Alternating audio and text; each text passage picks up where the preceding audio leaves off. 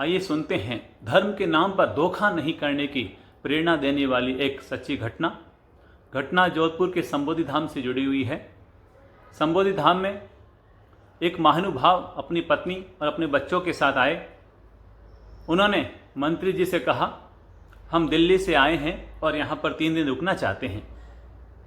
मंत्री जी ने कहा, आप प्रेम से रुकिए, आपका स्वागत है। वो वहाँ पर ठहर गए। 3 दिन के बाद वो आए और उन्होंने कहा, मंत्री जी अनर्थ हो गया। मंत्री जी ने पूछा, क्या हुआ?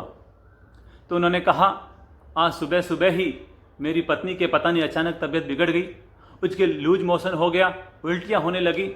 हम उसे हॉस्पिटल ले गए, डॉक्टर को चेक कराया, उसमें बहुत खर्चा हुआ। डॉक्टर ने मेरी पत्नी को हॉस्पिटल में एडमिट कर लिया और 2-3 ड्रिंक भी चढ़ी और अब जाकर के इसे थोड़ा आराम हुआ है। इसमें हमारा बहुत खर्चा हो गया और दुख की बात यह है कि जब हम हॉस्पिटल में रुके हुए थे, पता नहीं, ध्यान नहीं रहा और हमारा वहाँ पर कीमती सामान भी चोरी हो गया। हम बिल्कुल कंगाल हो गए। अब आप बताइए हम क्या करें? हमें यहाँ से वापस दिल्ली भी जाना है। मंत्री जी ने कहा, आप बताइए हम क्या कर सकते हैं? उन्होंने कहा, कुछ नहीं, बस आप हमें 25,000 रुपये दिलवा दीजिए, हमें इसकी सख्त ज़रूरत है। हम जैसे ही दिल्ली पहुँचेंगे आपको वापस रुपये भिजवा देंगे। मंत्री जी ने कहा, बिल्कुल, हमें आपका सहयोग करके बहुत खुशी होगी, लेकिन आप परिवार में समर्थ हैं? उन्होंने कहा, बिल्कुल हम समर्थ हैं, कोई दिक्कत की बात नहीं है। मंत्री जी ने कहा, अगर ऐसा है तो आप ऐसा एक काम कीजिए, आप दिल्ली में जहाँ रहते हैं वहाँ थोड़ी ही दूरी पर हमारे एक परिचित सज्जन रहते हैं, आप वहाँ पर फ़ोन लगाइए अपने घर पर और किसी को बोलिए कि वो वहाँ से 25,000 रुपये उनको दिलवा देंगे, हम आपको यहाँ से दिलवा देते हैं। जैसे उन्होंने ये कहा तो उन्होंने कहा, क्या आपको हम पर भरोसा नहीं है, हम पर विश्वास नहीं है? हम अच्छे घर के हैं, वहाँ पहुँचते ही आपको दिलवा देंगे, अभी देने की क्या ज़रूरत है?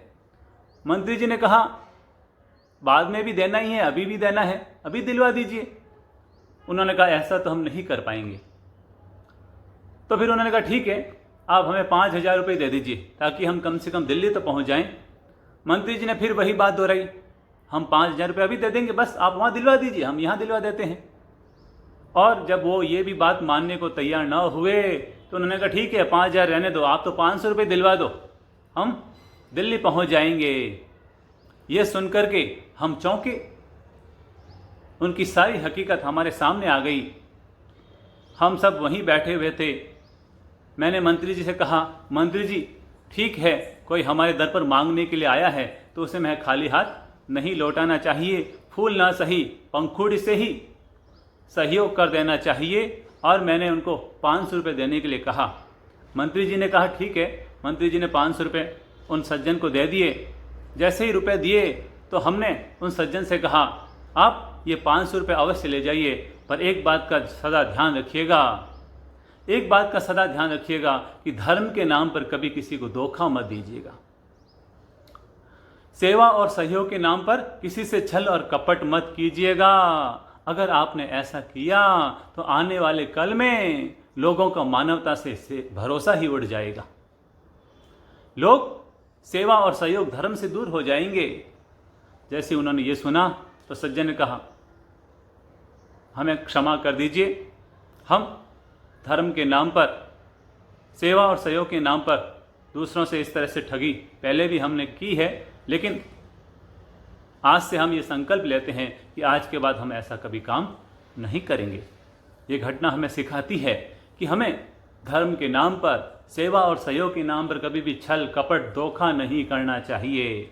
अगर हम ऐसा करेंगे तो याद रखिएगा, धर्म हमें कभी क्षमा नहीं करेगा और इस दुनिया में जो सेवा के असली हकदार है वो सेवा से सदा के लिए वंचित रह जाएंगे।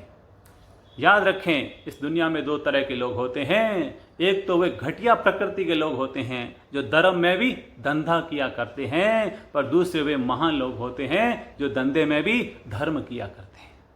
हम कभी भी भूल चूक कर धर्म में धंधा ना करें। जब भी अपनी ओर से करें तो धंधे में भी धर्म करने की भावना रखें, ताकि हमारा धंधा भी धन्य हो और हमारे द्वारा किया गया धर्म भी धन्य हो।